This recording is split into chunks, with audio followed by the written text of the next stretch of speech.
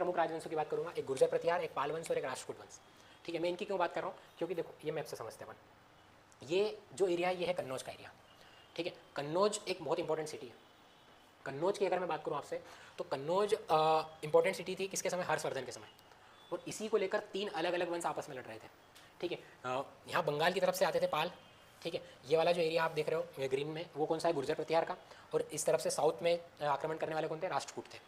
ठीक है, तो तीनों वंश की अगर मैं बात करूँ तो ये तीनों किसके लिए लड़ाई लड़ रहे थे, कन्नौज को लेकर लड़ाई लड़ रहे थे। इसमें अंततः किसकी चीज़ होती है, गुर्जर प्रतिहार। अगर आपसे पूछे कि दक्षिण से उत्तर में हमला करने वाला ऐसा कौन सा वंश था जिसने उत्तर में हमला करा, तो वो कौन सा हो जाएगा आपका, राष्ट्रकूट वंश हो जाएगा। ठीक है, तो अगर मैं बात करूँ आपसे तीनों प्रमुख वंश की, तो इसका संस्थापक कौन था, नागभट्ट फर्स्ट था। लेकिन जो इंपॉर्टेंट रूलर था वो कौन सा था, मिहिर भोज था। और राजधानी इनकी क्या थी, कन्नौज। कन्नौज इनकी राजधानी थी, जैसे इन्होंने अंततः कन्नौज को जीत लिया था। तो कन्नौज पे अंततः विजय प्राप्त करने वाले कौन थे, गुर्जर प्रतिहार। या आप यूँ कह सकते हो कि त्रिपक्षीय संघर्ष को जीतने वाले कौन थे, इन तीनों के बीच में क्या चल रहा था, त्रिपक्षीय संघर्ष चल रहा था। इसको जीतने वाले कौन थे, आपके गुर्जर प्रतिहारी थे। फिर